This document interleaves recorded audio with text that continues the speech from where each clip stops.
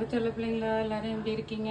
எல்லோரும் நல்லா இருக்க இறைவனை வேண்டிக்கிறேன். இன்றைக்கி என்ன சாப்பாடுன்னு பார்த்தீங்கன்னா, சுட சுட சாதம், சிக்கன் வந்து நாட்டுக்கோழி தண்ணி குழம்பு மாதிரி வச்சுருக்கேன். அப்புறம் எனக்கு சிறுபருப்பு தால், சிக்கன் 65, தயிர், வத்தலுங்க. அப்புறம் இன்றைக்கி என்னென்னு பார்த்தீங்கன்னா, இந்த அண்ணா யூனிவர்சிட்டி வளாகத்தில் நடந்துச்சுல பாலியல் வன்கொடுமை, அதுக்கு வந்து அவர் தான் குற்றவாளி, ஞானசேகரன் தான் குற்றவாளின்னு கோர்ட்டு வந்து சொல்லியிருக்கு. அவர் வந்து இப்போ அழுதுருக்கிறாரு கோர்ட்டில். நான் தெரியாமல் தப்பு பண்ணிட்டேன், எனக்கு ஒரு பொம்பளை பிள்ளை வேறு இருக்குது, என்ன நினச்சிருங்க, எனக்கு தண்டனை கம்மியாக கொடுங்கன்னு. தவறு செய்யும்போது அவர் கண்ணுக்கு அது தெரியல.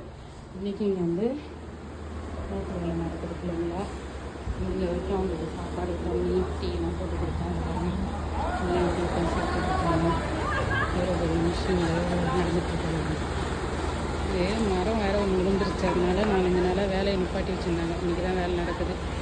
அதனால் உங்களால் முடிஞ்ச அளவுக்கு நீங்களும் உங்களுக்கு ஹெல்ப் பண்ணுங்க பசங்க.